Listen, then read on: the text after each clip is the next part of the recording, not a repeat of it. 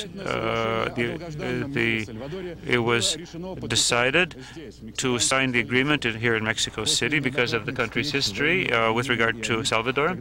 After a lot of insults exchanged in each other's direction, we can note that as of the 1st of February, military actions will be ceased, and for the first time after 2 years, the agreements will be observed. There will be civilian rule. The Farabunda Martí liberation movement will be disbanded, and there will be political parties. The army will be reduced by half. The leading officers formerly, in essence, resolved the fate and the government of Salvador. Here are the soldiers, many of whom were recruited into the death squads. And the basic problem of the country is agricultural. There will be international observers. Today in Belgrade, there was a meeting of the Presidium of Yugoslavia, which examined the activities of the committee, which is to cooperate with the UN, and they discussed the recognition of Slovenia and Croatia by the European community. Bulgaria has recognized the independence of Slovenia, Croatia, Macedonia, Bosnia and Herzegovina a year ago on the 17th of January, 3 a.m. Baghdad time. The multinational Air Force, took off from Saudi Arabia in a few minutes. The night sky over Baghdad was lit up. That was the beginning of Operation Desert Storm. Now, a year later, we can say confidently that in the Persian Gulf, the aggressor was expelled. But as before, there is a Saddam in power. Nuclear weapons are being created. The Kurds are being oppressed. And the United States, as Mr. Bush declared during a last trip, does not exclude the possibility there may be a new attack on Iraq.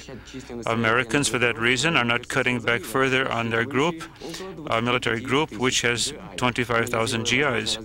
Analyzing the events which took place, we must not forget that 150,000 persons were killed, 1.5 million people lost a roof over their heads. This was a catastrophe. These shots are terrible, but we must not turn our eyes away. But the most terrible thing is that these children's eyes have no tears. They're just indifference. Will they know what good and forgiveness is? Or will there be new tragedies? According to a poll conducted by Associated Press, 2/3 of Americans are in favor of a new attack on Iraq. The plan, according to the American press, has already been developed and has been approved by the Pentagon. The General Secretary, Boutros Ghali, of the UN, has said that a resolution of the Middle East problem has to include Jerusalem. He said that the Palestinians have inalienable rights, and he also mentioned the protest of the Israelis. This has been a number of days that we've had the protest in Poland conducted by the massive All-Poland Federation of Unions. These are invalids and the unemployed. They're demanding satisfaction over the rise in prices. There have been massive protests. The government threatened to resign. They're striking today over the policy of the previous cabinet over the last 2 years. That's not a serious explanation. No thoughtful observer would claim that the reform plan has failed in Poland. That's not a one-time shot reform. This is a long-term process which needs constant correction. Olszewski was not able to propose an alternative. That was his weak point. The Supreme Soviet of Estonia has proposed an emergency situation. The government is concerned over the crisis of the shortage of food and fuel. The emergency situation will last until new laws can be passed, but not longer than 3 months. From the business world, we have learned that Konstantin Borovoy, who is the head of the chief Moscow commodities market, attempted to create an organization of businessmen, but it was not supported by the Moscow Convention of Entrepreneurs at their meeting, which took place. Originally, the entrepreneurs wanted to discuss the economic situation in the country to develop stabilization measures, but there were complaints on the lack of understanding for small business, and the participants broke up on that note. Nevertheless, they adopted a measure to punish the media if they were to publish negative information on entrepreneurs. They would not accept advertisement in any newspaper from a firm which was negative with regard to, they would not give advertisements to papers which were negative on business activities. It would be an exaggeration to say that the commodities markets, of which we have 700, are calling the shots. The gross commodities turnover in the commodities markets account for only 2% of turnovers. We have Gosnob, we have and Gos Monsters. Their efforts to stabilize the market are encountering inflation and a lack of supply. The auctions of cars showed a drop in prices of cars by 15% below the commodities market prices. Avtovaz is selling cars directly to the buyers without intermediaries. At the auctions, which will be held weekly, several thousand cars will be sold. The cars are at retail prices. They sell cars, trucks, agricultural equipment, and spare parts. The market, this is the general director of the commodities market, Mr. Belevitsky. We're trying to ensure a smooth functioning of its activities. We have as our goal the establishment of a barter system of transaction. And in Russia, there is no law on commodities market activities. So he didn't get a chance to answer that question.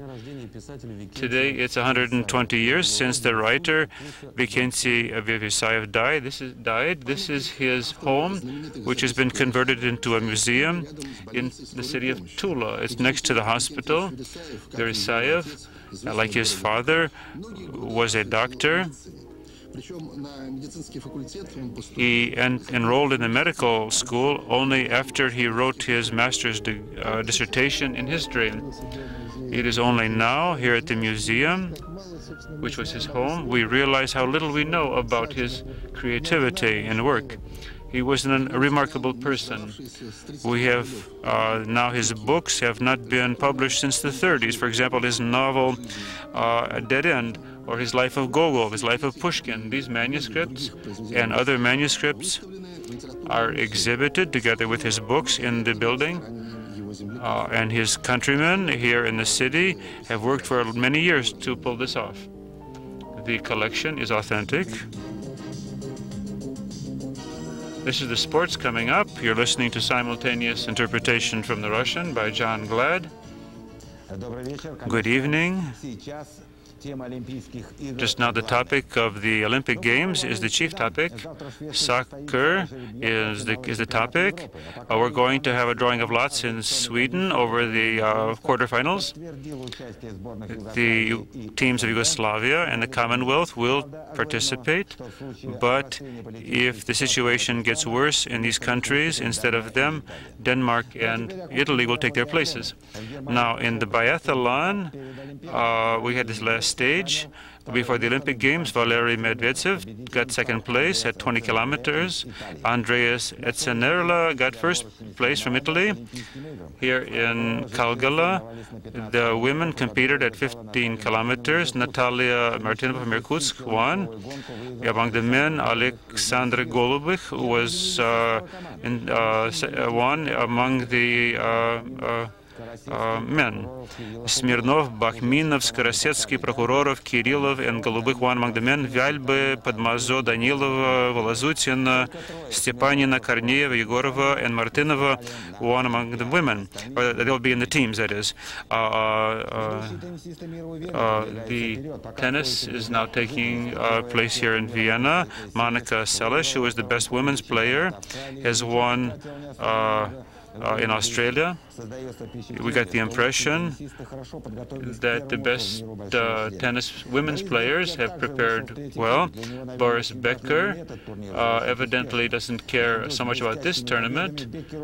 Together with his brilliant victories, he happens to be somewhat careless. But Australia is not a place where you can be careless. The Paris-Cape Town rally is now concluded, lasted for 25 days. In that time, the racers covered a distance of 12,427 kilometers. Of the 332 crews which started, only 172 finished. During the rally, 3 persons died.